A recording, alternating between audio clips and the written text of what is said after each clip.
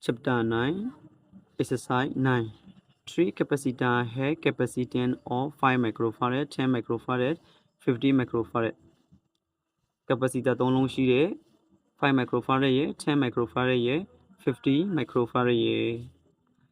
number 1ကဘာကိုမေးရလဲဆိုတော့ find the equivalent capacitance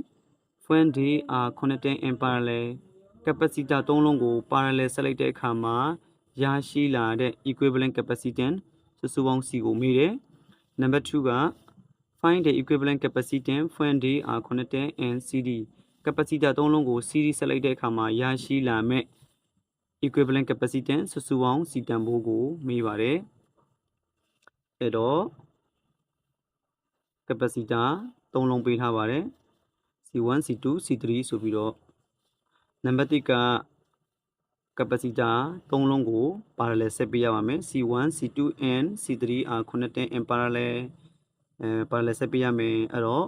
capacitor တွေကို parallel ဆက်ရင်ဒဲပေါင်းပေးရပါမယ် C equal C1 plus C2 plus C3 ဆိုပြီးတော့ကဏ္ဍတွေအစားထိုးပါမယ်ကဏ္ဍတွေအစားထိုးတဲ့အခါမှာ microfarad ကို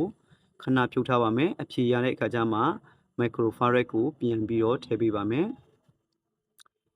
ပြီးရင်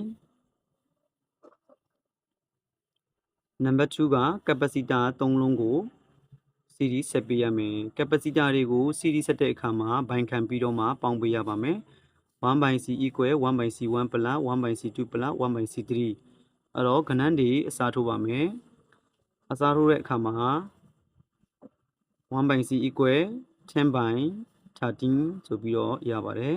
အဲ့တော့ c ကိုပြောင်းပြန်လိုက်တယ်အဲ့တော့ c ကိုပြောင်းပြန်လိုက်ရင် 13 ကိုလည်းပြောင်းပြန်လန်ပေးရပါမယ်အဲ့တော့ c equal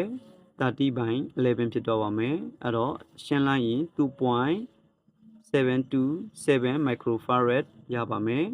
ကျေးဇူးအများကြီးတင်ပါတယ်